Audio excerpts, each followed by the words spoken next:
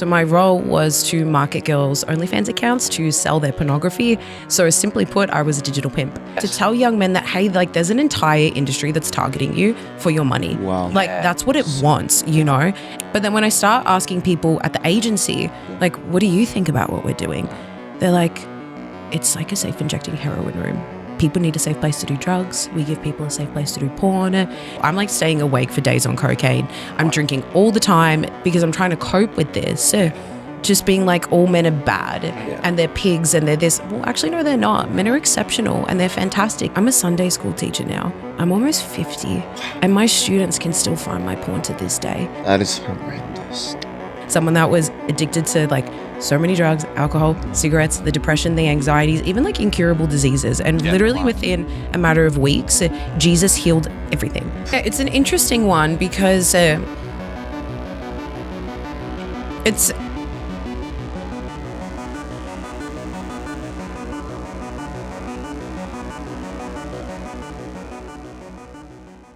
All right. Welcome back to another episode of The Pulpit. It has been a pretty long time. Yes. I think a month or so since we posted. So sorry, guys. yeah, we're happy to be back. Busy men, okay? So give us a break, please.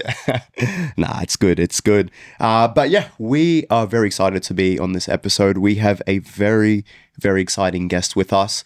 And we have Victoria Sinis. Did I get that last name right? Yeah, okay. I was like practicing before. I'm like, just make sure I'm getting it right. So yeah, we're Victoria Sinis. Yes. Joining us. And yeah, we're so excited. We think she has so much wisdom just to share and to pour into us, but also to the people listening. And just very interesting testimony as well. So yeah, we'd love to just start and get ready. So get into it. Yeah, Victoria, maybe just tell us a little bit about yourself, what you do, and then just even dive into like just the past with like speaking to like how you got into everything. Yeah. Just jump straight in. Go wild. Yeah, literally. Well, thank you for having me. My pleasure. So basically my journey is I used to work for this thing called an Onlyfans agency, and I actually worked for one of the biggest Onlyfans agencies in the country. So my role was to market girls' Onlyfans accounts to sell their pornography. So simply put, I was a digital pimp. And while I was in this job, I had a very, very radical encounter with Jesus that literally changed my life in a second and caused me 5 days later to walk away from everything. So now that was just on 2 years. Wow. And so honestly, like every single day since then, I've just been talking about the reality of this glorified industry and the behind the scenes that not many people know about. And then talking about just in the matter of weeks, how Jesus literally took someone that was addicted to like so many drugs, alcohol, cigarettes, the depression, the anxieties, even like incurable diseases. And literally within a matter of weeks, Jesus healed everything. And so I couldn't not talk about it, you know? Wow. And so that's kind of, I guess, taken me to America now. And so majority of this faith journey, I speak in the States on this, and I get to talk and I just educate people, I guess, on what's going on and talk about all things Jesus. So that's a little bit about me. I love that. That was a great like explanation. That's awesome. Thank you so much for coming on our podcast. It's such an honor to have you. And we've been actually so excited about this episode. Oh, it's so if I'm going to be honest, I know, sorry, other guests, this is one of I'm the most excited about because I have so many questions. And I think this is just the story. We followed you a little bit on social media, saw your episode with Lecrae. I thought that was awesome. And it's just an incredible story. I would love to start, if you don't mind, to just kind of share with us and the audience, how did this start? So how did you start? And where did it come about that you ended up working for OnlyFans? How was that journey? What was the age and what was the process to get into that? Yeah, so my background is in business and startups and marketing and all of that. And so I was actually helping one of my best friends in her hospitality businesses. So we were building businesses. We were working like crazy, like 100-hour work weeks, so full on. And I was like, after like months and months of this, I was like, I need a break. So I went to Europe for a month. And so while I was in Europe, I actually had another close personal friend of mine start another business. And so they started this thing called an OnlyFans agency. And the reason why they had started an agency is they had close friends in their world that were some of the biggest OnlyFans girls we have in the country. And so those girls were complaining about their agency.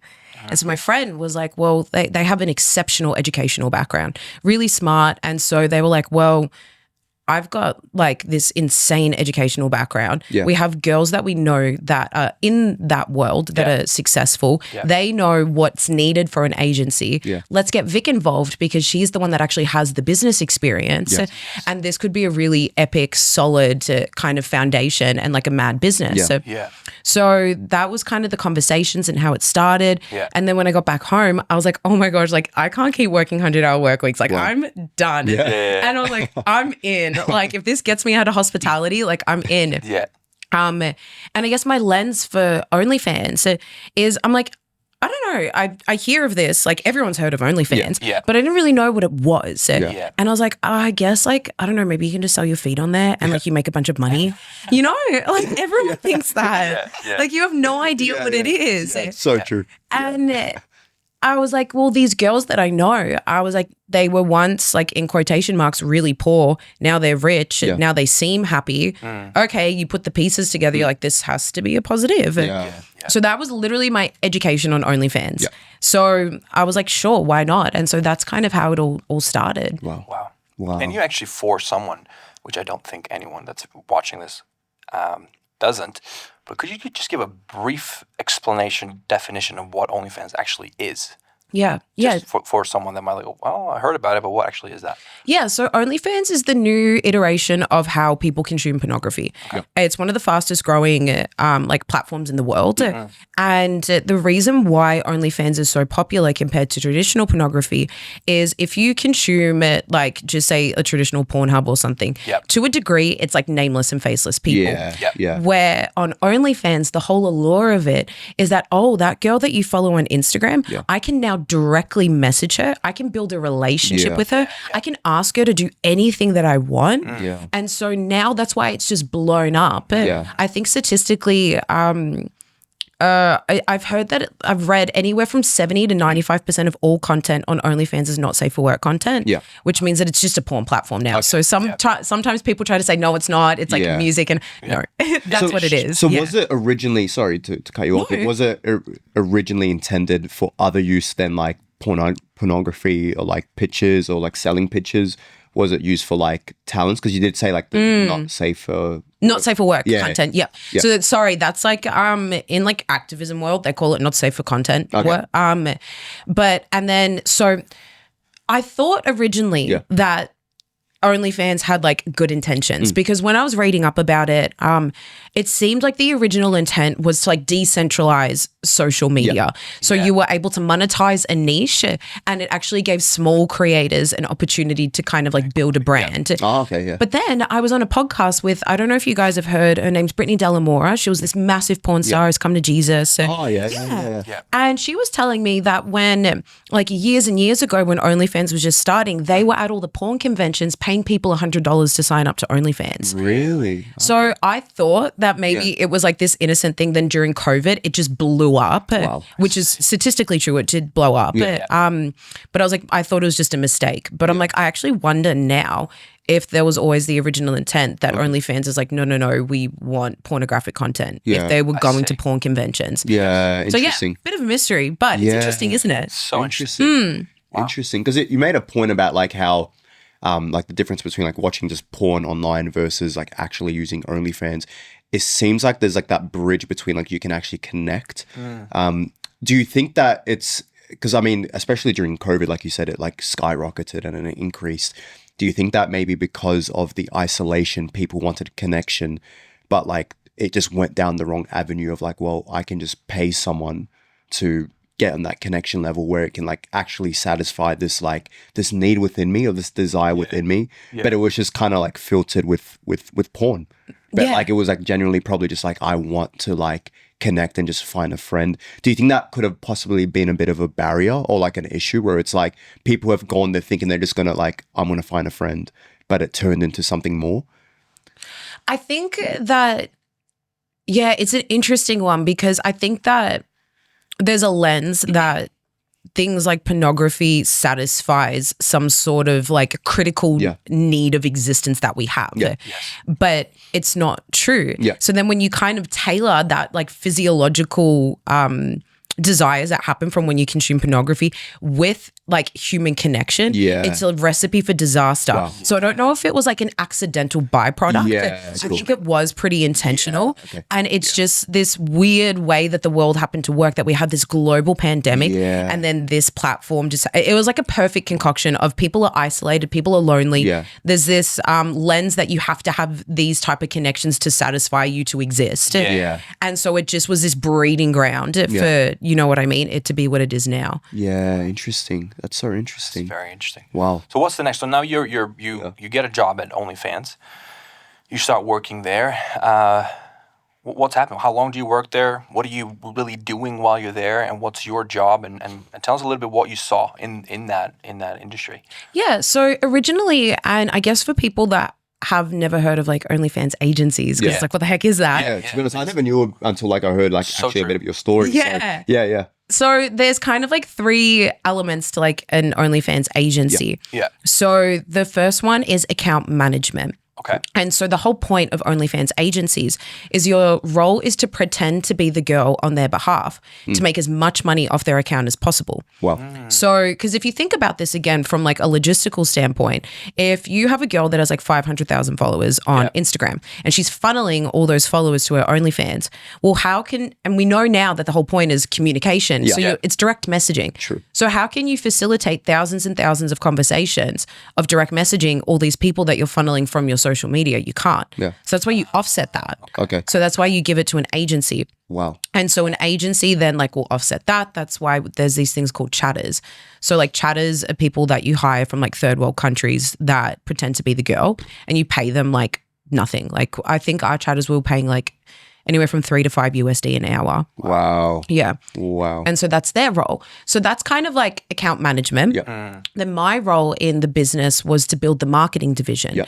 Because again, a lot of people think, well, I can just jump on, I can be in the shadows, no one has to know. Yeah. But it's like OnlyFans doesn't have like an algorithm like Instagram and stuff where you can just promote on that platform and get people to come to your profile. You have to outsource that. Yeah. So you have to be promoting on Instagrams, on TikToks, on Reddits, on everything you can imagine. So that was my division, I guess you could say. So my role was to make girls go as viral as possible, as quickly as possible, and funnel, like take all those people and then pull them into OnlyFans. Wow. So in the beginning, that's what I was doing. Yeah. So I had to get girls like excited for content requirements, which is insane. Because again, people like it's easy money. Yeah. And it's like, no, it's not. We were asking the girls to have like 3 to 5 TikTok accounts. And on each of those TikTok accounts, you guys are kind of in social media, so I'm sure you know you can't upload the same video across TikTok accounts because it marks it. Yeah. Exactly. So you have to create unique videos per account. So we were getting the girls to upload like 20 unique, very specific, curated, provocative videos every single day across these accounts. And we had hired this guy who was like an expert in studying algorithms, and he would send us all of this stuff, trending songs, trending hashtags, captions, like whatever it was. And every single day he would send that to us, we would send it to the girls, and they had to do these 20 videos, give or take, across, that's just like TikTok. So my role was to call them, get them excited about that, monitor that, make sure that they were actually doing their requirements. And there's so many things involved in that of like lighting, angles, making sure like everything you can imagine. And then from there, you're funneling that to Instagram. But then on Reddit, because you can post anything you want on Reddit, there's no restrictions. There's different things when it comes to there. Twitter at the time, now X, different things you do there. We're looking into dating apps. We're looking into Snapchat. We would like, there's a whole underground industry. I was talking to dudes in the Ukraine, dudes in Germany, and we're all talking about how do you promote? What do you do? What's the most efficient way? How do you think of like everything? So that was my lane. And then the third one is recruitment. And so again, if you're a business, you're obviously wanting to expand your business and bring more people in. Of course, So the way that you would do that is scour the internet and you would look for girls that fit a certain criteria. And so at the agency, at that time, the top 3 search categories in porn was teen, fresh teen, and barely legal. Wild. Oh my gosh. Crazy. Which is like so scary. Yeah. Wow, my goodness. And so what you would do is you would look for girls that were like already posting provocative images. because if they were, that would either tell you that they already probably have an OnlyFans or they're more likely to do something like OnlyFans. And then the next thing you'll look for is how old do they look. Yeah, okay. And then you just cold message them.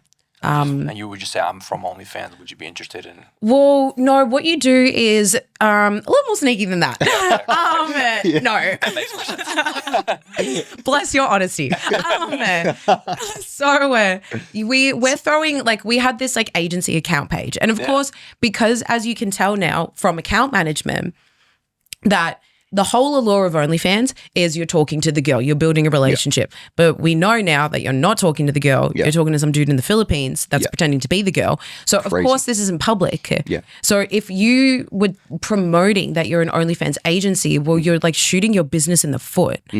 So what you do is it's like a talent agency or a modeling agency. And so that's what the front facing of it is. So then we had this Instagram account and we were legitimately throwing parties in like multi-million-dollar mansions. We were like having the cars, the dinners, like all the things, right? And so you come onto this page and you see these like elite mansions and you see these like Lamborghinis and yachts and like dinners and this lifestyle. And so we message you being like, hey, we've seen your profile. We think you're amazing. Have you ever considered like representation, or have you ever considered maximizing your profits on your social media? Like stuff like that, right? Yeah, I see what you mean. And so then you get them on a call. And so the call is when you're like, we were getting girls out of like modeling contracts, like getting them out of like their everyday jobs, being like, babe, like why would you do that? Come to us. Like, you know how much money you can make. So unfortunately, it's not as like straight to the point. Oh, hey, do you want to come do porn and like make no money and like we'll exploit you? No. That makes more sense. That's so interesting. Wow. So I guess with your experience, like with being in the industry, what like is it like, do men use it as well? Like as in on the other end where they sell things, or is it just like more women? Like what are the stats there? Yeah, good point. There's not a lot of men on OnlyFans, and the only ones that we sort of saw that worked was either like couples or gay men, like just to put it bluntly. So it's not as common, obviously, as women. Interesting. And with a question, because I work know a little bit about social media myself. How was it for you guys to get marketing content onto social media? Like TikTok and Instagram specifically, because they have guidelines of what can be posted. I mean, it's funny because you go on Instagram and it's so easy to find content that leads to some sort of pornography. Yeah, for sure.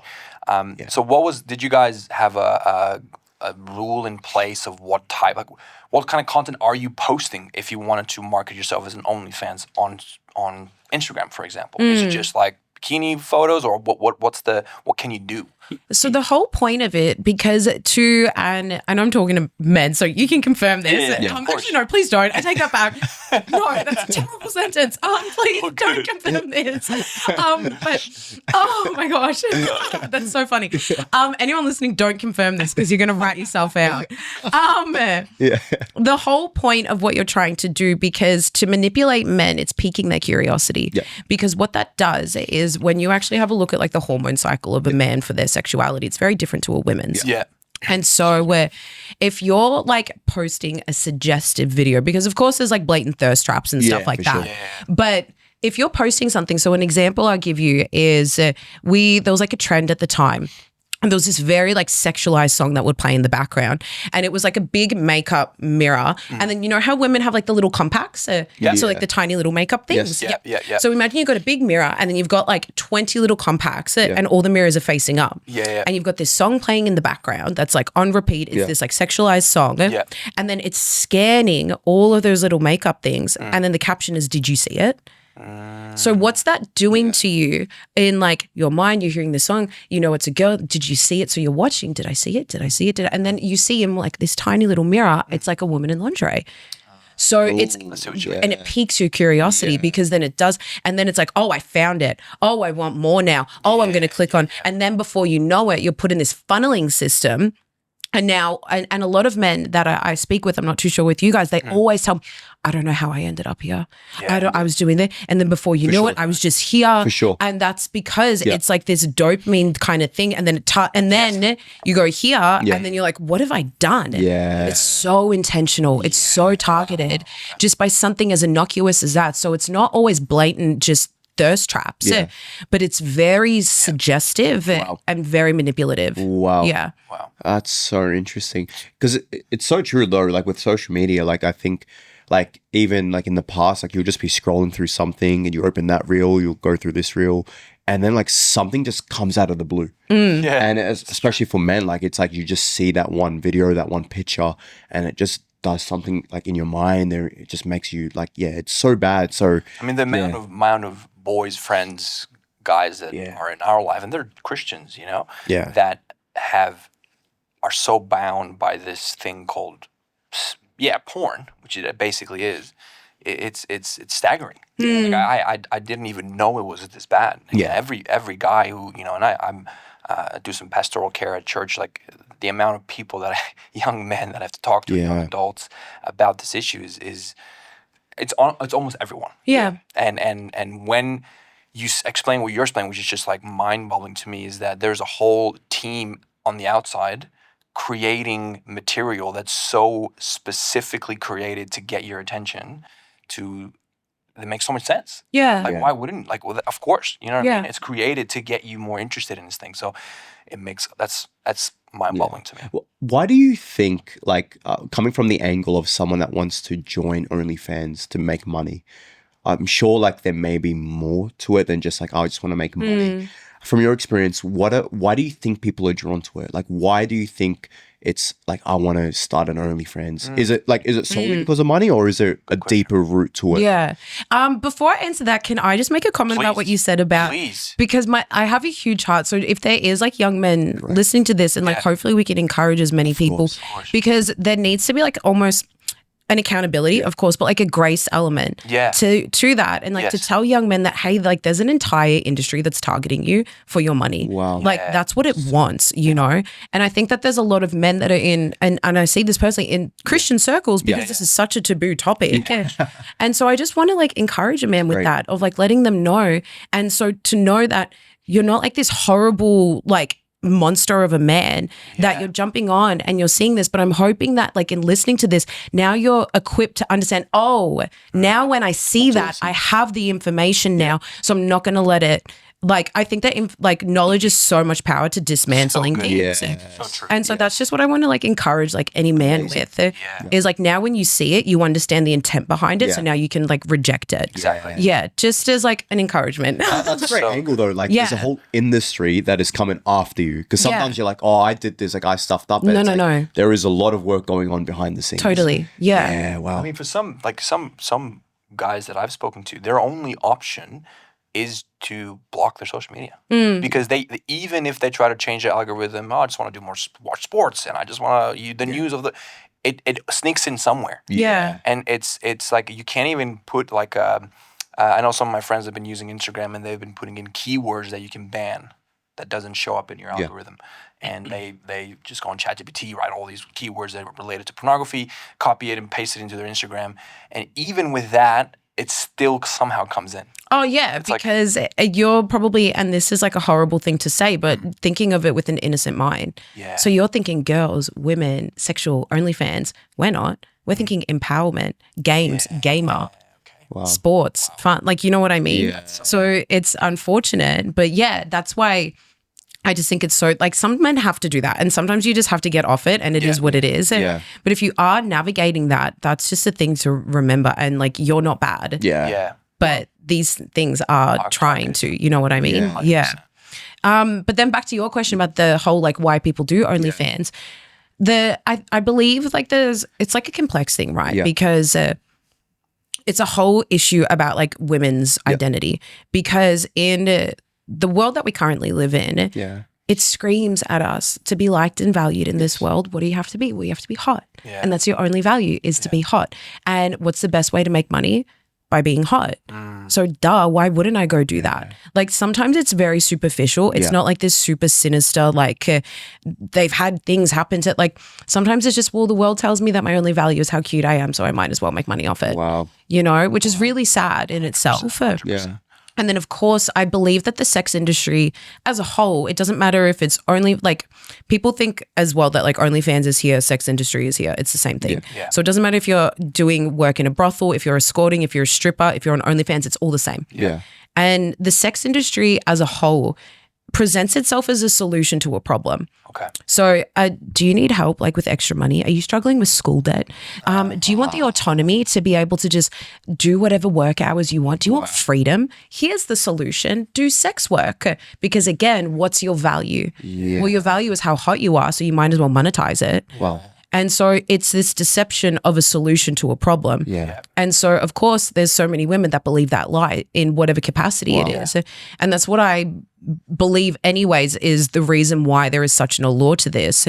Because if you want money, status, power, influence, if you want to be liked, loved, rewarded, well, then, of course, this is my only option. What other option do I have? Yeah. You know? Exactly. Yeah. Wow. It's unbelievable. Wow. I just like this, you know, I know I might be repeating myself, but this fact that you're just talking about the money, the team, the experts that are spending their time to get your attention to buy a subscription on OnlyFans is crazy and explains so much. Yeah. It explains so much. I think that's a key answer to a lot of people who are listening. And it's not just men. I know there's women struggling with this too. There's a whole team trying to get you. Yeah. I think that's incredible. Yeah. Yeah. Well, I sorry, were you going to say something? No, go ahead, fella. Because I think you've obviously been in the industry and you've seen how it like all unfolds, I guess, from the behind the scenes. I guess for whether it's a guy or whether it's a girl that may be going through it or like contemplating it, what would be your, I guess, wisdom or encouragement to someone that is like ready to step over the line to join these, like to join OnlyFans? Because like you said before, like sometimes it can be like an identity thing, like trying to find a value. And, you know, they even with Christians, I mean, I know I've spoken to some Christians in the past that have done OnlyFans and they don't see anything wrong with it. And whether you're Christian or not, still like it's not good. But like, what would be your piece of advice and encouragement for someone that is like ready to take that step or is in it right now? Yeah, it's an interesting one because I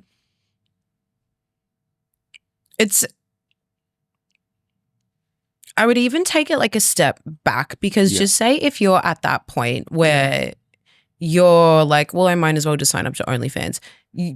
You're not going, just say from like a Christian perspective, from like loving the Lord, being like, you know, a solid believer in Jesus. And then going, well, I'm just going to jump on OnlyFans. Like that doesn't happen. That's great. There's an incremental process to take you from being so solid to going, well, you know what? What's the big deal? Why is this so bad? It's really, you know, no one's going to know if it's going to help make me money. So what my more so encouragement is like I always like prevention's better than cure. Yeah. So it's like if you're sitting here right now and just say if you are listening to this and you're a believer and I don't know, maybe like you are like, well, what's the big deal? Why it's empowering to women because it takes away like men or like what's even on like a smaller micro level of like, well, what's the big deal if I have sex before I'm married? Or what's the big deal if I wear that outfit or listen to that music? It's all the same thing if that makes sense. So my like encouragement for people is before you get to those extreme points,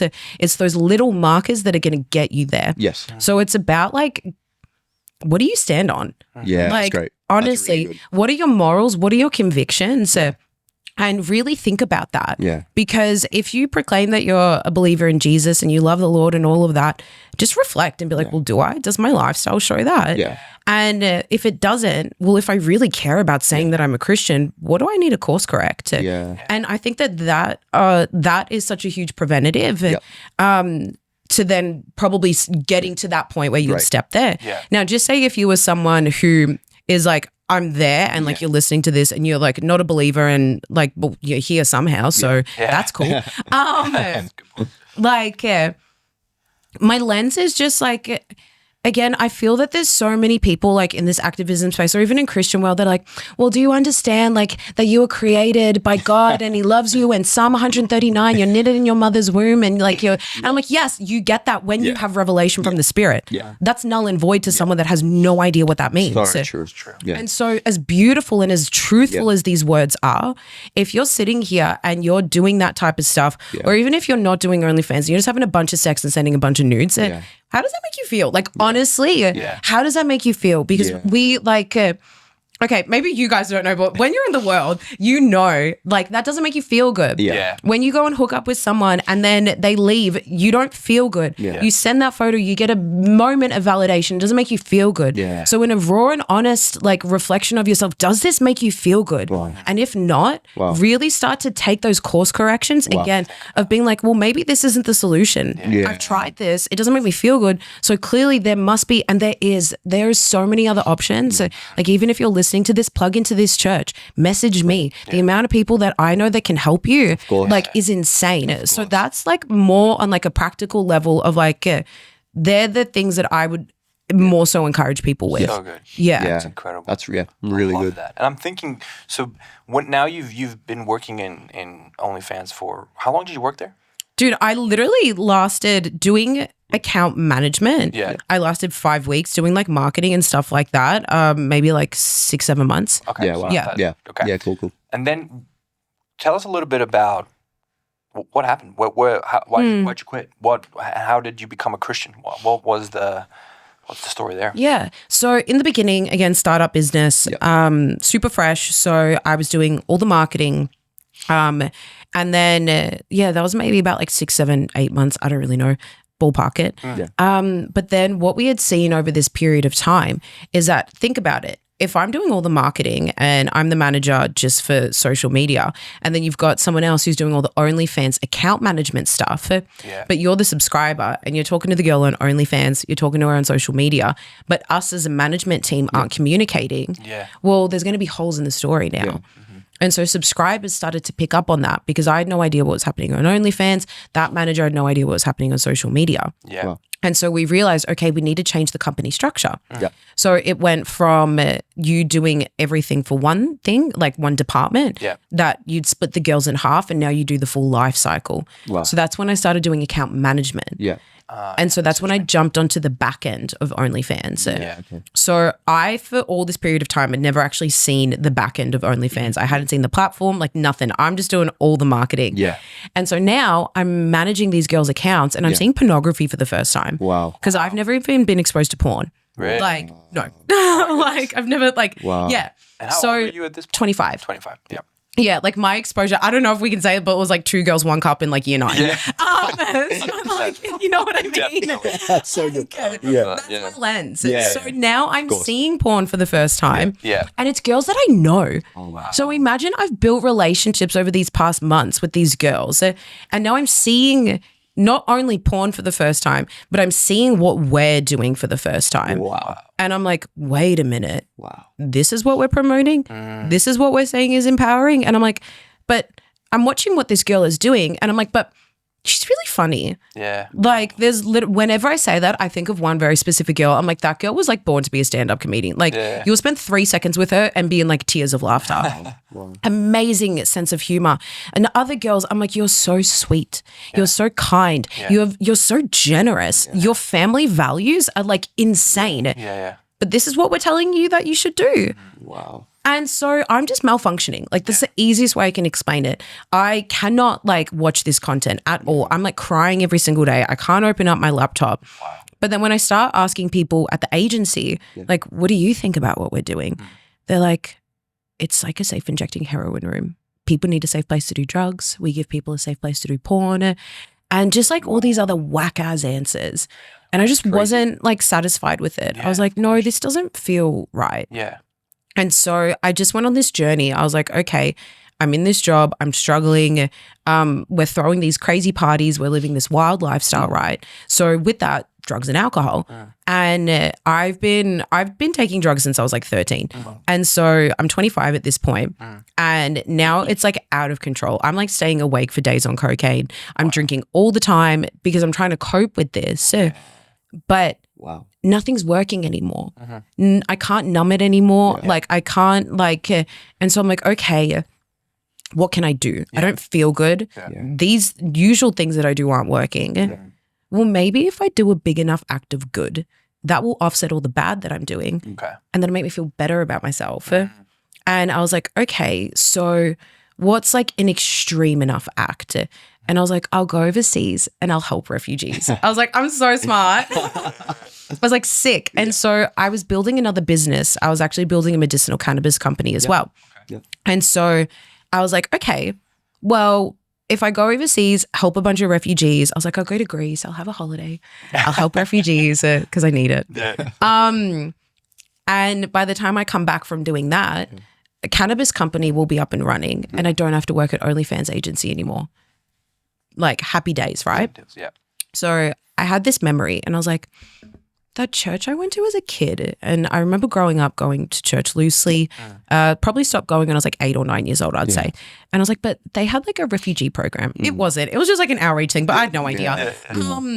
But I was like, they have like a refugee program. I was like, sick. So Google the church, fill in this application. And this is where like God is so stinking cool. So that application never went to the outreach department. But the young adults pastor got an email and it said, Victoria wants to reach out to the church. Here's her number, call her. And so this girl calls me one day and she goes, hey, I heard you want to come down to church. And I was like, yeah, like I thought it was maybe just like the vetting process of like what Christians did. I don't know. And so she invited me on a Thursday to come down to church. And I remember I rock up to this church and like, guys, I remember like sitting in the car and having like a voice scream in my head, like, you cannot go in there. You are such a bad person. You will literally burst into flames. Like you cannot go in there. And so I remember I'm just sitting there and I'm like wrestling with myself. And I'm like, there's someone who's waiting for you. Like just go in there. So I go in and I have this conversation that ends up being like a 3-hour conversation. Like it was hours, like this poor, and oh my gosh, this girl, I'm still really good friends with her to this day, but like growing up in the church, loves the Lord, like purity to the max, like in a really healthy way. And then like I sell porn. I also kind of legally sell drugs, but like that's fine. But everyone tells me that it's bad, but I mean, it's good, but I feel just everything you can imagine. Hot mess. So good. And this beautiful, sweet young adults pastor just goes, I really think you should come to church this weekend. We have a guest speaker and I think you'll really like resonate with her. So I come to church on the Sunday and the guest speaker in church is literally talking about OnlyFans. No way. Like, and is talking about this over-sexualized culture. She goes around to schools. Her name's Melinda Tankard-Rees. She's an Australian activist. And she goes around to schools and speaks to young kids about all of this. And she sees what's happening firsthand. And I remember that she just like said this line and I didn't understand it at the time. But she goes, Christians are supposed to be the salt and the light of the earth and they have failed and we are destroying the next generation. And it clicked. And I went, I'm not crazy. What we're doing is wrong. This is bad. Like, and so I'm like in the balcony, like at the back. Well, when she finished speaking, I like ran down to her and I went up to her and I'm like, my name's Victoria. I work for an OnlyFans agency and I hate myself. And she was so beautiful. She doesn't go, you're going to burn in hell and you're a bad person. And like, you know, just start like Bible bashing me. She goes, do you want to have lunch? Wow. Oh, that's so good. Praise God. Amen. And like, she just had lunch with me and answered all my questions. And I was like, well, isn't there such thing as ethical porn? And isn't there such thing as, you know, girl power? And, you know, isn't this like a safe injecting heroin room? Like everything. And she just spoke the truth of how this hurts people and what happens and the reality of it. And that was such like this significant eye-opening thing for me to just be like, yeah, this is wrong. That was on the Sunday. And then the Friday I quit the agency. And I just walked away from everything. And just went on this crazy journey with Jesus. Incredible. That is insane. What a story. And how, like, sorry, just want to highlight that thing she said. She comes to church and she doesn't Bible bash you and tell you going to hell. I think that's such a key thing for us as Christians to memorize, because the amount of people that come to church, broken, trying to figure it out, already nervous to be there. The amount of people that the church in the past has pushed out because of the response they have been given saddens my heart. Yeah. The importance of, and everyone listening, like us as Christians, like we have to approach people that come into the church with love and grace and try to meet them where they're at. And because that's exactly what Jesus did, right? Exactly what Jesus did. Sorry, I just wanted to add that. No, that's really good. I love that. 100% true. Yeah, I would even like add to that of I'm learning as well that a lot of Christians are like, well, like you have to stand on your beliefs and you can't like cater. And I'm like, but that's not what happened that day. No. Melinda didn't go, well, we understand and we give you grace that you're selling porn and, you know, like we're just going to love you. She said, no, Victoria, this is wrong. But the reason that it's wrong is not because you're bad. Yes. And it's not because you need to be condemned right now. Yes. But it's bad because what you have to understand is how that girl is valuable and she matters. And so what this does is this doesn't call her to her highest purpose and you're already feeling that. And also what this is doing to our young kids, you have to understand that now little girls and boys are being exposed to pornography and it's destroying them. And it's so she didn't ever cater or like she never wavered on her convictions. Wow, she never wavered on the truth. Yeah. She spoke the truth. But I always think, and I just think it's the living embodiment of the kindness of God is what leads to repentance. Amen. And so, like when I've had conversations with gentlemen, I had a conversation with this guy when I was in California. Yeah. I was at Bethel. This gentleman was sitting next to me in the church service and we just get chatting. So I'm half English. My mum was born in Manchester. Yeah. Oh, wow. And this guy was from England. So of course I'm like, oh yeah, my mum and like all the different things. And so we get chatting about visas and all these different things. And he goes, would you like, there's a coffee shop at Bethel. And he goes, would you like to grab a coffee with me after? And like, I love hanging out with old people. So I was like, sure, like let's do it. Yeah. So this older gentleman, he's probably in his 70s and I start having a conversation and he starts to tell me, of course I share my testimony no matter where, I guess not. People ask, why are you here? It always comes up in conversation, right? And he goes, oh, wow. He goes, I was married for 50 years and my wife has just recently died. And well, I've started watching porn, but I think that it's okay and God's allowing me because, I was having sex for 50 years and now I'm not. And it's not like you can turn that off. Wow. And so in that moment, I could have gone, do you know how wrong that is? Do you know how you're a Christian man? You should know better. And I just said, oh, that's so interesting. Where did you get that train of thought from? Yeah. What makes you believe that? Well, do you know that actually like to be able to live and exist, you don't actually need sex. You need physical touch. You need food. You need these things, but you actually don't need to have sex. And you know, those girls, but does it hurt anyone? Is it, well, yeah, it does actually. I can tell you stories of the mental health of the girls that were there and a lot of them don't enjoy it and it's really not fun for them. Oh, really? Yeah. And I was like, after it, I was just like, mate, can I pray for you? Yeah. Prayed for him. And then I saw him because I ended up living in the States for a while. Yeah. And then I saw him like a month and a half later. Like he left, went back to England, then he came back. Yeah. And he pulls me aside and he goes, Vic. And you could see he goes, you'll never guess what. From that day, I stopped watching it. I understood that I was being deceived. I thought that it was helping me grieve my wife, but it made it worse. And I just feel free now. Wow. I was like, yes. That's good. Wow. So good. You know what? So it's the kindness of the Lord. Amen. It's not wavering on it. Like I could have gone in that moment. Yeah, I get it. You're grieving.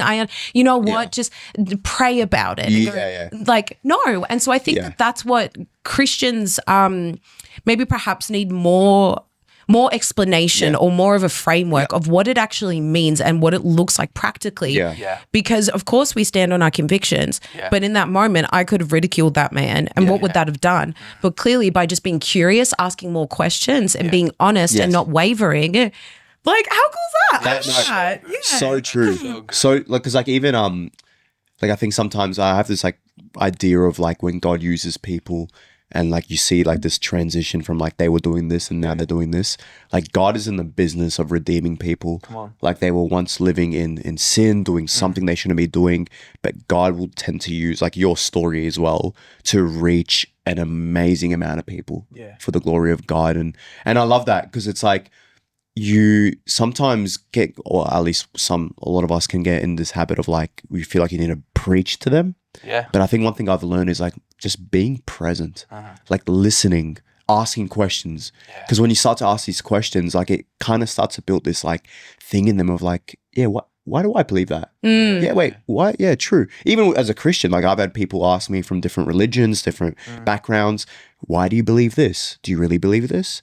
And I leave and I'm like, well, that's a great question. Like I just always assumed that I believed it because I've grown up in church. But when you start to actually like think about it, it's like, wow, do I really believe this? Or is it just that I'm believing it because I've been told to? So like, I love that you have that like perspective and because you've gone through it, like you've come from this journey of like coming to a church and, you know, your first interaction with the church was, hey, let's catch up, let's talk. And I think that's a great example of how the church should be. We're not here to condemn.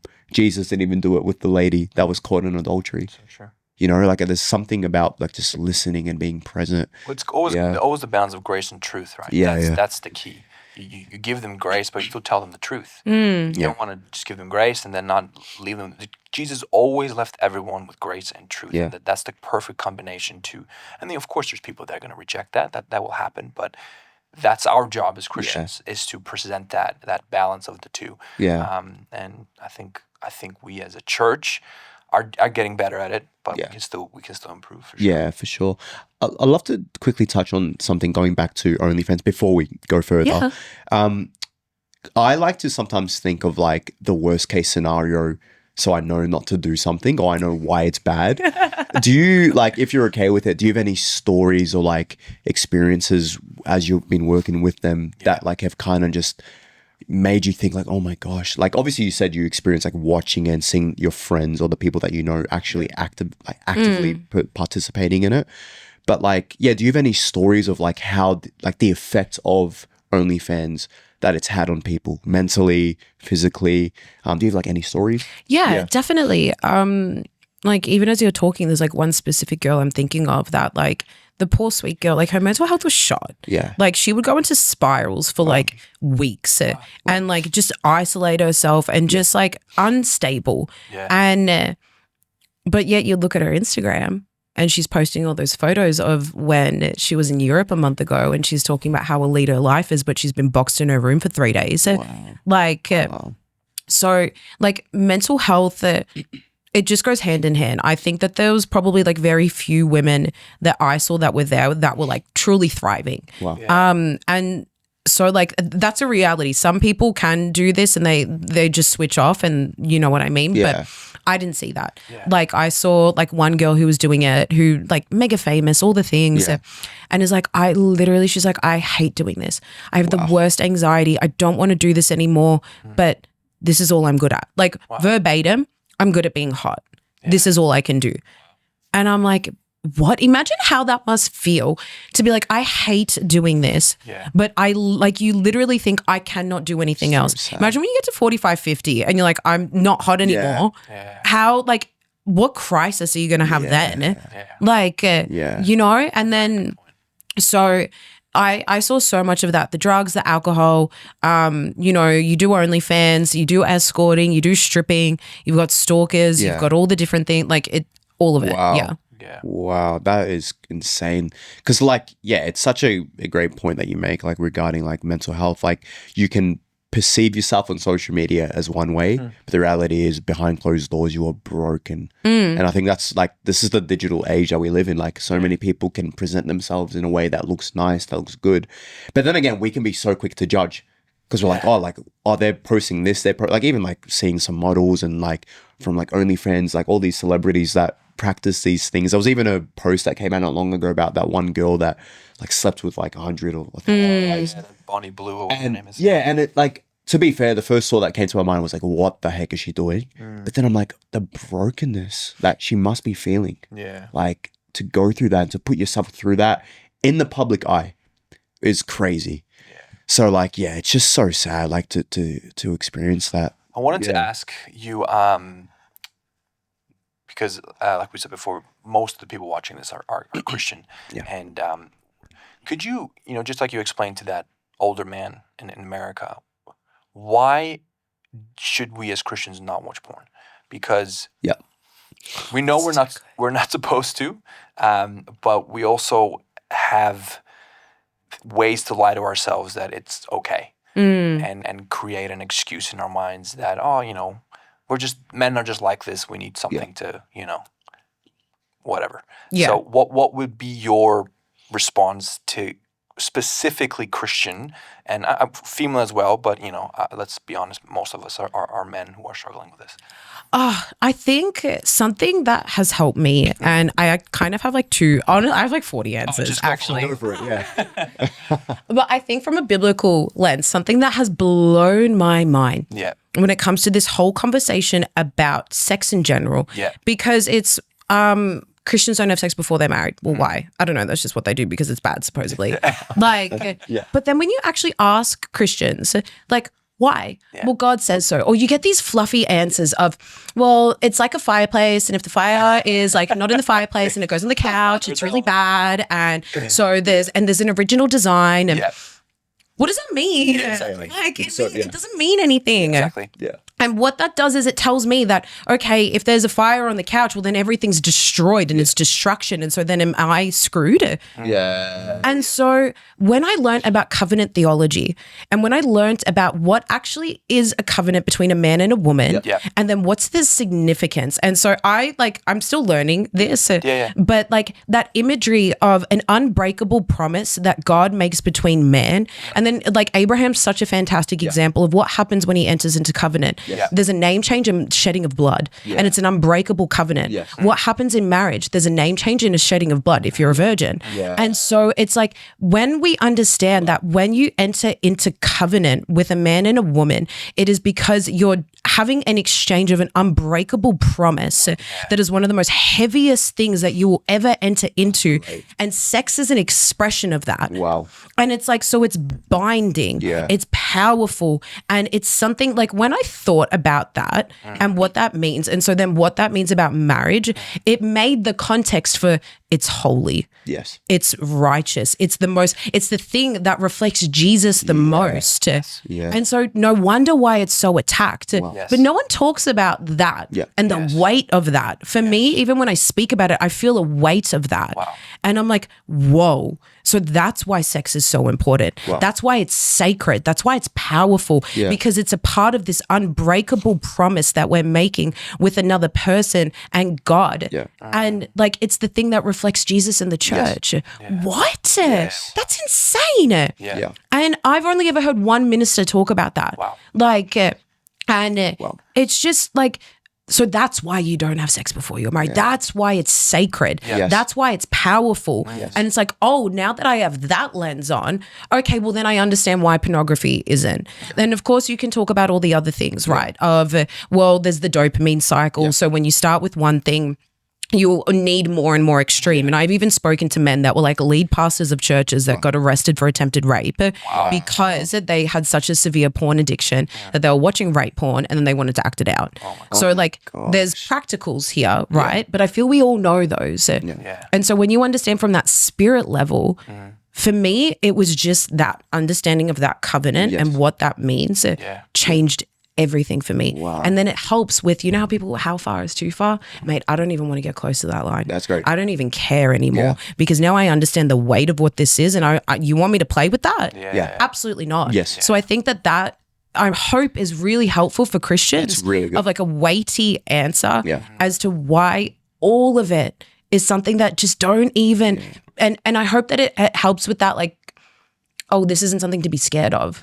Because I think that that's a really big thing I'm learning in the church. I'm learning how many women have been destroyed by purity culture, like young women still. And I'm hoping that gives a lens of like, wow, this is really sacred. This is really special. And now there is such a context to the beauty of this. Okay, I get it now. It's not a mystery to me anymore. So I don't need to play with it. I can just leave it over there. And when the time's ready, you know, it'll be this fantastic thing. So hopefully like that is a helpful answer. No, that's really good because it just shows like how Satan and just society has diluted something that was meant to be so beautiful and so precious and a gift from God.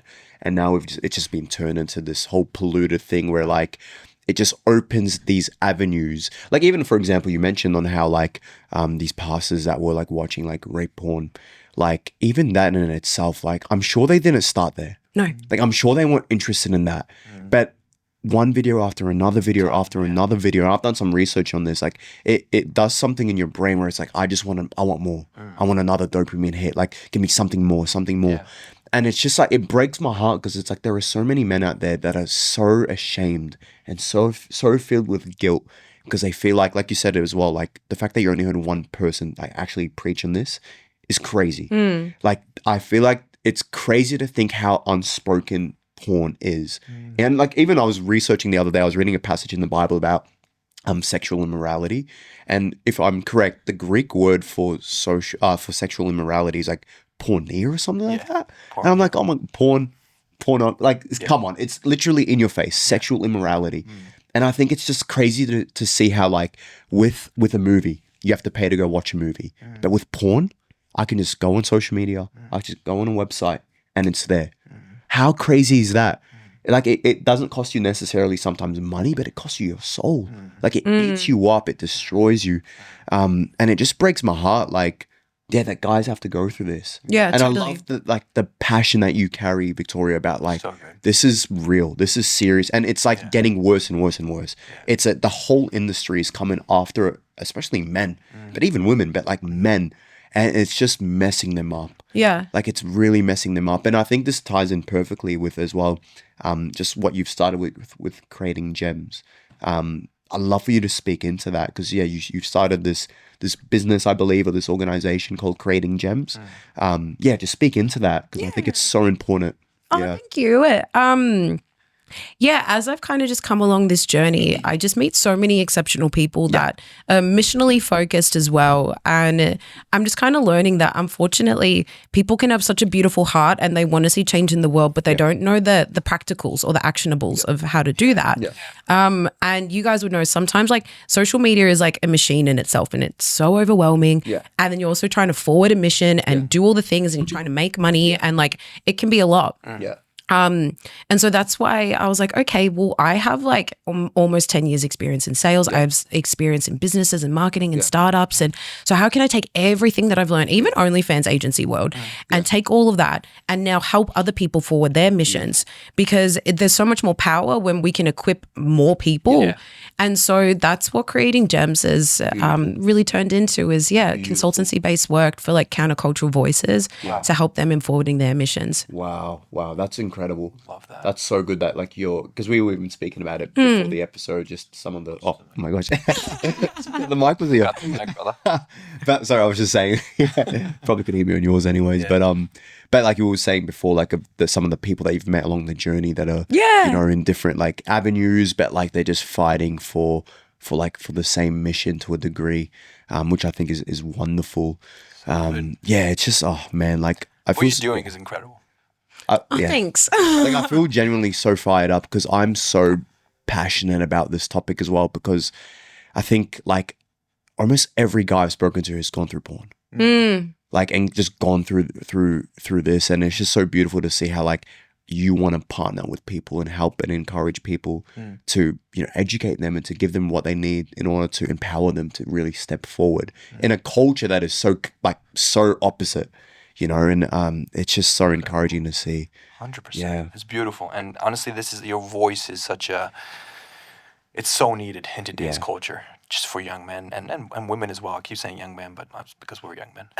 No, I have such a huge heart for that lens. Like it sounds, I don't know, but I'm like, more women need to be championing men and calling out the greatness within them, you know, not belittling, like not all men are monsters, you know, and I think it's really, I can't imagine how hard it is. I talk about this often of like women have the luxury of we can be anyone we want. But there's so many archetypes. If we want to be the boss babe or we want to be the trad wife, there's like a woman that we can look to or a space and place where we belong. But for men, what do you have? What, you're going to be a gym bro, finance bro? Like, I don't even, a sport player? Like, you know, that there's not, you guys don't really fit in the world in a lot of different places, especially if you want to be a man of integrity. What, like Andrew Tate? I was going to say, And so I just think that there needs to be such a place and space instead of like, belittling men, putting men down, and just being like all men are bad and they're pigs and they're this. Well, actually, no, they're not. Men are exceptional and they're fantastic. And if we believe in covenant, and that's something that, again, I hope that people get curious about. Learning about covenant has changed everything for my compassion because I look at you guys and I'm like, do you like, I don't know if you guys think about this, but like, we're going to be in heaven together. You are literally my brothers. Yes. Like, not in a lame crap Christian way, but like, what you have, I need, and what I have, you need. Yes. We're so interconnected. And so if I can champion you guys and love you guys in a pure way, like Christians are like, bro, then you have a united body and then Jesus comes back and happy days. So like, true. You know But I it's mean? so true. It's the body of Christ. Yeah. So close intertwined to the point where, like, I was talking to someone today, literally before the episode, like, if I punch my face, if I punch my stomach, like, I'm going to feel it. Yeah. Like, it's still the body. And it's the same with the body of Christ. If I, see you as a, like, for example, there's Christians out there, Christian guys, Christian girls that see each other as just, okay, this is just someone I can sleep with. Like, it's like, hey, this is your body. Yeah. You're going against your own body. You're attacking your own body. And it's that, like, it's this beautiful picture of, like, we are the body of Christ. Yeah. So treat the body the way you would want your body to be treated. Exactly. Like, I actually wanted to ask, sorry, I just remembered. No, you're okay. This question that came to my mind. For, like, going on the topic of porn and men, do you, like, what was the youngest age that you maybe witnessed of guys or girls entering that scene of, like, OnlyFans or, like, porn, like, even, like, consumers coming into OnlyFans? Do you have, like, did you see, like, young people coming into that? And if so, like, what was the youngest age? Yeah. So subscriber-wise, you have no idea who's on the end of that. Okay. And there's no barrier. Okay. Like, anyone at any age can sign up. Yeah. So have no idea. From the lens of the actual agency, so one of the owners was an ex-criminal defense lawyer. So, of course, we're not doing anything illegal. That's crazy. Yeah. So we didn't have any girls that were under the age of 18. We just had girls that looked young. Okay. Yeah. But as I'd mentioned before, that the allure is that the most money is made by girls that look young. Yeah. So that's what you're going for, and that's the main demographic that you're trying to find. Yeah. Do people actually make, like, a lot of money on OnlyFans, or, like, how is it catered? Because I did I actually searched it up, and it was something like along the lines of, like, where is it? Around 300 creators earn over 1 million annually, but about 16,000 exceed 50,000 a year. Yeah. Something like that. So the average wage is like $180 a month. Oh, wow. Yeah. So realistically, no. Yeah. Like, and that, like, to put it in comparison for people, 300 people out of 3.3 million, because there's 3.3 million, I'm pretty sure, as of 2025 creators on OnlyFans. Yeah. Oh so and that's the same statistic as last year. So it hasn't changed, that only 300.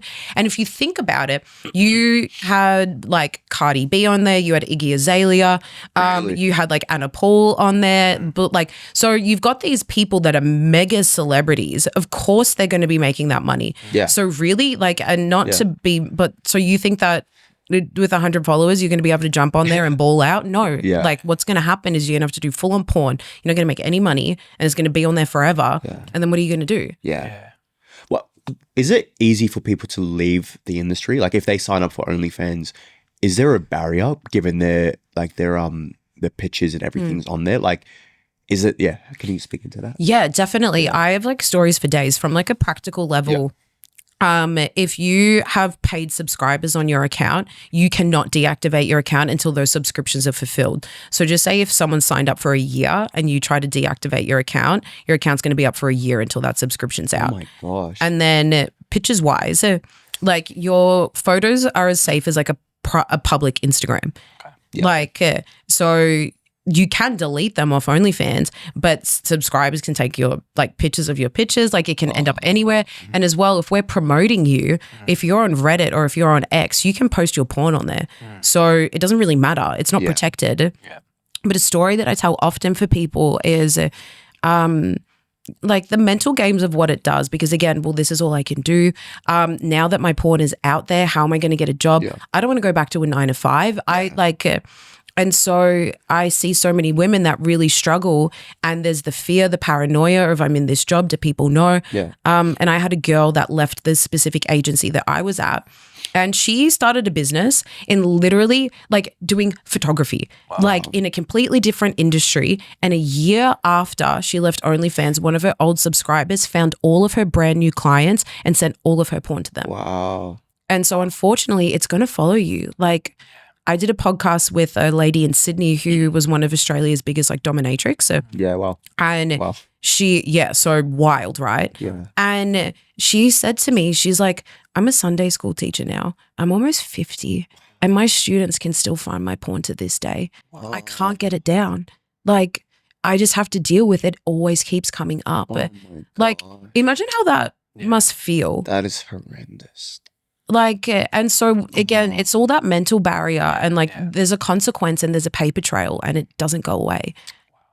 That actually breaks my heart. It's so sad. Because like there was a story not long ago on the news, maybe a couple of years ago, of a boy who had his nude exposed, and he ended up taking his life. So common. And I'm just like I could only imagine for these girls, like they've had this like season of being on it, and then they want to change their lives, and for some reason, like that guy that decided to message her clients, like unfortunately there's guys out there that just want the worst for people. Like it breaks my heart. Like it honestly breaks my heart. Like Sunday school teacher, like imagine that, like your kids, like Poor people. oh my gosh, this is why I think it's so important that you're like spreading awareness for such a topic and industry as this, because 100%. like you said, it's not spoken enough. I don't think so, and I think it's kind of weird that it's not, because I'm like, it's so common. Every believer, every Christian or not, have gone through some degree of being exposed to porn or being exposed to OnlyFans. And I think, if I'm correct, I think OnlyFans is fairly new. Yeah, Like it's been around, I think, since 2007, I think. Oh, okay, all right, yeah. Yeah. Not that long. Oh, wow, yeah. But like obviously as of recently, like it's skyrocketed. Yeah, since 2020. Wow. So what's your thoughts on going back to Christians consuming pornography, etc.? I know a lot of Christians, a lot of churches, a lot of pastors, a lot of people have, I wouldn't say different opinions. I think the general is, it's bad, we shouldn't do that. But there's a lot of different theology or ideas about, like, for example, masturbation. Like, do you think, what's your viewpoint on that? Do you think that is wrong? Do you think when you get married, everything's allowed if both people are in agreement or in unity? Do you think there is just like a little bit of topics about Christian ideas, because sometimes these topics as Christians don't come up because they're uncomfortable. We don't know how to talk about them, and some churches struggle to open up about it. Pastors struggle to open up about it, and I feel a lot of young adults are sometimes a bit confused about, I'm not supposed to have, and you mentioned this before, I'm not supposed to have sex before marriage. All right, that makes sense to me. I'm happy to do that to the best of my abilities. What can I do anything? Am I allowed to kiss? Am I allowed to make out? Am I allowed to touch? Am I allowed to, during that period? What if like we're already engaged? Are we allowed to do anything then? Like all these questions, because like you said, sometimes when it comes to temptation, we go as close to the line as possible, but often the answer is make another line that is far away from it as possible. If you can just kind of give me your thought process on that, because I know you have a lot of opinions on it. What's your thoughts? What would you say to Christian young adults now who aren't married and boys who want to have sex as soon as possible? Yeah.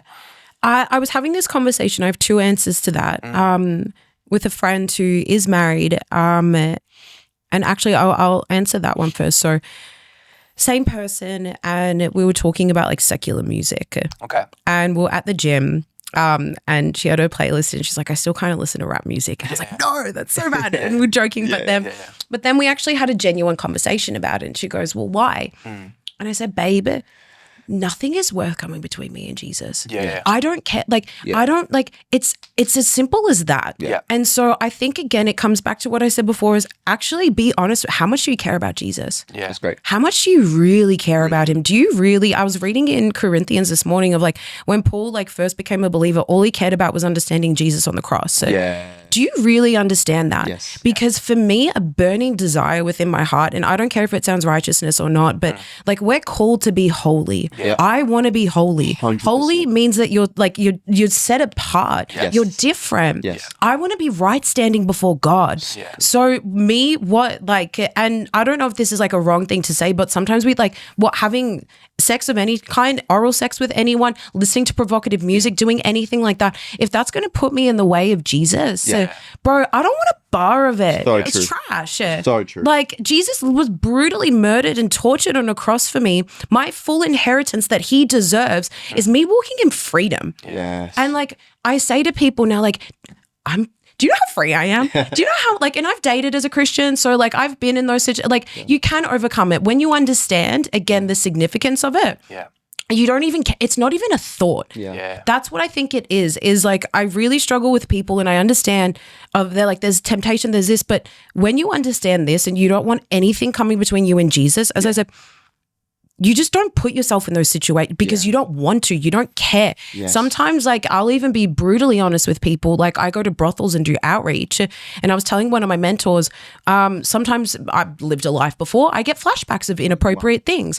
And I was like, but is it wrong that in those moments I asked her, I was like, is there something here? Do I need deliverance? Because like in those moments, I just go, Jesus, I don't like these thoughts. Can you take them away from me? And he does. And then I don't think about it. And it's as simple as that. And so people, I get consumed, I this, I that. But I'm like, again, simplicity of how much do you actually care about Jesus? Really good. Because if you care about him and if you understand what the cross is, you want nothing to come in between that. Yeah. And so then I think that that's applicable in marriage because same friend, she was telling me her personal frustrations coming into marriage from worldliness and everything like that and what that looks like. And we were just having these general conversations because I was like, well, babe, I'm not married. Like I've been in the world and so I was like, what's your lens on these things? Yeah. She goes, well, if my husband like was masturbating, I feel like he's taking something away from me. Like that doesn't feel good for me. Why is he doing that? Even if it was hypothetically like things of me, like that's between us. That's for me and him. That's not for, a singular act anymore. Wow. And so I think that again, it's just that lens of, well, what does it mean to you? Is it holy? Is it pure? Is it special? Is it something between two people, or is it something where you're just trying to take for yourself? Wow. And so they're just the questions I would pose to people. That's really good. Love that. As you're trying to figure out what your, lens is. Yeah. So good. I love that. And I guess if I just summarize kind of what you're saying is your opinion is more, there's not like a black and white, but rather the closer you come to Jesus, the more your desires change. Is that kind of what you're saying? Yeah. Like simplistically put. Yeah. I think so. Even to say like what you said so well, like holiness, like it's this sometimes we think of holiness as like, oh, like what do I have to give this up for God? But it should be the other way around. It's like, oh, if I get to give this up for God, so it means I get to be more like him. Yeah. So be it. And I think that's what you carry. It's like, if it means I get to be close with Jesus, I get to be like him. And like holiness, we're called to be set apart and to become like him. Yeah. Scrap all of that. Even Paul says, I think I know what passage you're talking about. He's like, I desire to know Christ and Christ crucified. I everything else that I know is garbage compared to knowing Jesus. Like there's this revelation that he had. He's like, I was the most articulate, the most educated, but that's all nothing. Give me Jesus. And I love that. And even to like maybe add to what you just said, I'm hoping maybe someone might be encouraged by this, because it really like spoke to me when I heard this verse. But it's a verse in 1 Corinthians chapter something. But it talks about how take captive every thought and make it obedient to Christ. So like with what you were saying before, where you get these like flashbacks, like I've realized like how many thoughts do we get a day that come through our mind and we're not aware? Sexual thoughts, lust, even greed, whatever it is. But it's like how many times do we actually grab it and we make it obedient to Christ and we actually make it yield to him, which I thought was really profound, because it's like, the Bible literally talks about this. 100%. Yeah, and it is. It's as simple as that. I think in all of this, when it comes to this stuff, and I can understand that if, as a Christian, you're trying your best to navigate something that you don't have a lens for. Yes. You've never experienced these things, so you don't know what you don't know. So it's really hard. Of course. But that, like, I think that there needs to be, again, that's why it's like we're all human. I used to go into schools over the summer last year and teach Christian sex ed. And like, oh my God, it was so much fun because with the little kids, and this is what we can do as like big kids too. Yeah. We would say to kids, do you know that God made everything good. Yeah. But he says in the Bible that he made us very good. And that means every thought, every like feeling that we have, God made. And so they're all good. So you're not bad for feeling the things that you feel. And it says like you can anger, just don't sin. So it's like there needs to be, that's just what I've learned as well, of like, as I said, in those moments when like I'm in a brothel, so I'm in a heightened spiritual and sexual like environment. So these things are going to, if you want to call it an attack or this or that, like what, but I'm not going to sit there and be like, am I demon possessed? Am I a sinner? Am I this? Like, no, this happened in that moment. I just am like, okay. And it's as simple as that for people, where you get so consumed, or I scrolled and I saw that, oh my gosh, I'm going to have to do, like, no, Jesus, that didn't make me feel very good. These feelings that you've given me in the right context, but can you just take that away? I don't like how that makes me feel. True. Because we're very good at it. And sometimes we just need that reminder, you know, where 100%. It's literally like it's okay to like, I want to have sex. Like I want to be in a relationship and have sex. Like it's not it's not a bad evil thing in the world, but it's like it's just a matter of like, okay, like maybe not in this environment, maybe not in that. Like it's actually a beautiful gift from God. Exactly. And it needs to be like, and I think that that's what it is. Just because when you don't understand, so it's bad, and we all, I think there's just a simplicity in that, you know, where definitely. There's one thing I want to, because I know there's a few of my friends probably listening to this asking this question, I assume, is which gets brought up in the conversation of sex, is this conversation about, but I've been raised a Christian and that's all I've known. And other people got to experience the world. And now they're a Christian. And now and there's this kind of this wrestle sometimes, and I hear this a lot in the young adults ministry, is as the Christians come to me, is like, you know, I mean, I've been Christian my whole life. I'm talking about someone that has been Christian the whole life, and they come like, but like, my friend who got saved radically, he got to experience all that stuff. I know it was bad, but he at least got to experience. So he knows. I've never had sex. I don't even know. I barely kissed a girl. I don't know. I'm so curious, and I feel this. Their argument is often, I feel like it's harder for me. Interesting. Because I have to hold and I have to be so pure because there's a higher standard on me. But I have to go into school and high school and then college and everyone's like doing this and I'm like, I can't do it because Jesus tells me, but I don't really know why, because like it's bad for me, and is it because I could get her pregnant? Like all these thoughts get. And I feel sometimes as pastors and as ministers in the church, I don't really know how to answer that sometimes. And I'd love to know your thoughts on something like that. As soon as you were talking about that, I thought of one of my best friends, and she's grown up a Christian her entire life. And I like pray this over my future kids because Abby just grew up and was not enticed by any of these things. She didn't look at boys. She's never been to a club, you know, never done. But there wasn't like this, there's just a simplicity to it. She goes, I just wasn't interested. I didn't lack. And she's like, and it wasn't from her parents. Like it was just this gift on her. She's like, and I just fed my hunger for Jesus. And I think that it's again that simplicity of you don't know what you're missing out on. You've got the answer. Like I think that sometimes there's like almost like hearing that, it almost sounds like a victim mentality. Boo-hoo, like I don't get to go do all these trash things that destroy people's lives. Like and it just goes, it's a maturity and faith thing, you know? And so I think that being mature, we can identify that and go, it's a maturity and faith. Okay, so talking to someone that is immature, you would then, there's a lack of revelation that you don't have of God to make you want these things. Because if you understood fully how good God is, if you understood why these things are in place, you wouldn't question these things. So whenever we don't understand something, it's an opportunity to go deeper. So in those situations, if you have a young person who's like, well, I miss out and I've never even kissed a girl, and it's because they lack the revelation of how good God is, that he's created these things for us in context. So, hey, why don't we sit down together? And clearly there's something that you're missing out on. There's a piece of the picture that you don't understand. How do we help you to understand that? Yeah. Because that's okay that you want those things. That's not bad, and it's not a negative, and I'm not invalidating how much of a struggle that is for you. Yeah. But there's something about Jesus that you're not understanding right now. Great. So let's go through that together and figure that out. Because I don't think there's a cookie cutter answer. I think that it only comes again from what you said. The closer you get to Jesus, the more you don't care about those things. So how can we help you get closer to Jesus? So you know, I love that. I love that response. And you spoke on like hunger. Like, I think sometimes like it's like you gotta be hungry, and like sometimes you don't feel like it. Like if I don't feel like eating, well, the reality is if I stop eating, I'm gonna die. Yeah. So it's like no, like despite how I feel, I must keep going back to Him. Because it's like I need to quench this hunger. I need to stay, and it's not like a hunger. It's like, oh my gosh, like I have to eat. I don't want to. But it's like no, when you eat, you're so satisfied. It's so satisfying. It's like the living water. Yeah. You don't want anything else. It's true. I love that response. 100%. Yeah. When Jesus has to become, I think the question I think we often have to ask ourselves, and I'm talking to myself here, and anyone listening, is who is Jesus to you? Yeah. Yeah. What is Jesus in your life? Is he a cool guy that had cool principles, and you love your neighbor, and he smart, or who do you really believe he is, and what part does that play in your life, and how are you going to approach that?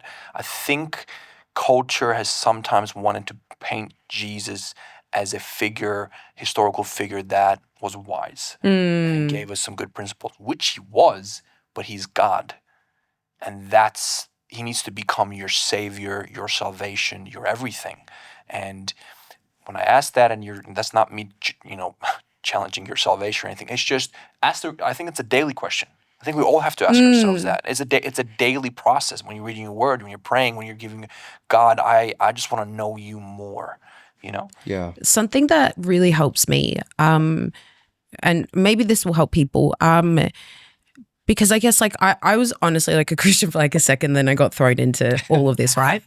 So it's been really interesting to try and navigate this and constantly traveling. And so I've had to really plant myself in my why. Yeah. And what I think about often and what helps me to have like a reverence for God, because I do believe that it's a reverence for God and understanding God is God. Like, yes, Jesus is your best friend and all, but God is God. Like, the Lord, 100%. Yeah, work out your salvation with like fear and trembling, but that's like, what does that mean? Is I actually ponder and meditate often on this. And I don't know if this is in scripture. I don't know if I made this up, but I think about this often of like when I die and I meet Jesus.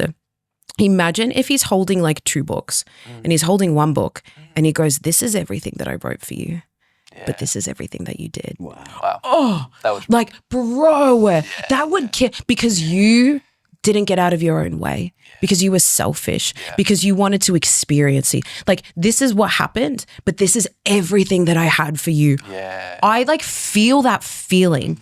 And I go, like, my desire and my why is I don't want anyone to experience that. Yeah. Like, I don't want anyone. And so that's something that I think about often, and it influences then my decisions. Yeah. Because I go, well, Lord God, like, I don't have obviously the full revelation of what you've written in the book of my life. Yeah, of course. But then it helps me to ask those questions. Am I getting in my own way? Is this me because I'm selfish? Is this because I want my desires? Am I being impatient? Because there's lots of things now being public and doing all that and everything that I have to navigate. Yes. And, that could be good. Well, is that? It's but is it? Yeah. And so I always try my best to have an internal perspective. Yeah. And that sways me from, hypothetically, this is like, okay, well, I'm in a relationship with someone. Well, if I do that, well, it might feel good in the moment, but that's that book. Yes. I want this book, Yeah. or whatever it is. And so that's like an actionable and like practical thing of like that I Great. think of in my thought, like in my framework. Yeah. So hopefully like that's helpful for me. No, I love that. That's really good. It's so important. Like, 100%. 100%. Yeah.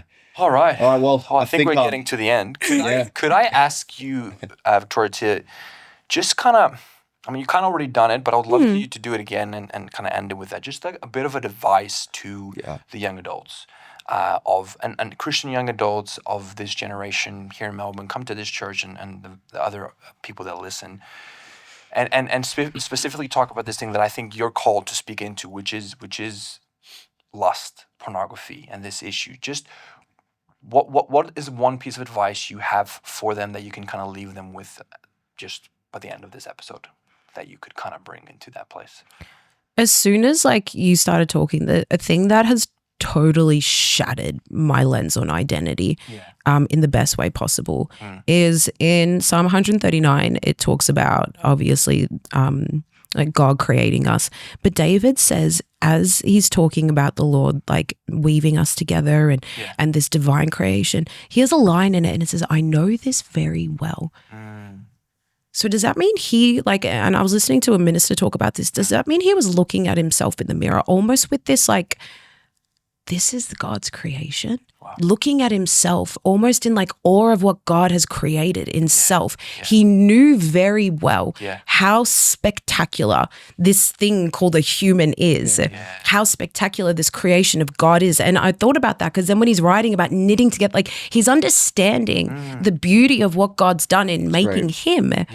And so I think that and for me, that revelation of like, oh my gosh, like I wrote it in my journal yesterday. I was like, God, your people are so spectacular. They're so amazing. And I think that but that means I'm amazing. That means I'm loved. I'm spectacular. I'm unique. Oh my gosh, again, that means I don't want to do anything that is going to come in between me and the Lord. And so that like, I would encourage people, if you're struggling with identity, your value, your worth, like, just like read that over and over, marinate. What does it mean? Ask the Lord, what does it mean to know this very well of who I am? And like just seek that. And I think that's what I did. And it blew my mind. And so then it helps you love others so much more. And it helps you receive that love from God. And then it makes everything easy. So true. Such a good way to end I love that. I really love that. That was so profound. But thank you so much, Victoria, for coming on. Thank you so much for We're so pleasured and so honored to have you on. Incredible. So much wisdom and so much, I learned a lot. I feel so inspired, and I can't wait for people to listen to this. So maybe tell us where people can find you, even like your business as well. Just let us know. So I have a podcast called Creating Gems, and that's literally I take everyone on my adventures. So it's super, super fun. So come hang out there. And then my Instagram is victoria.sinis, and then my TikTok, which is honestly like kind of wild because it's just people that are kind of like anti what I do, and like we just have chats. And so then like my TikTok's vic.sinis, so that's super fun as well. We'll put it in the bio too. So good. Awesome. Thank you again. Thank you so much. Really appreciate, such an honor to have you. And thanks for taking the time to chat with us. Thanks for having me. Such a blessing. Pleasure. Awesome. All right, guys. See you later. See you, everyone. All right. Bye-bye.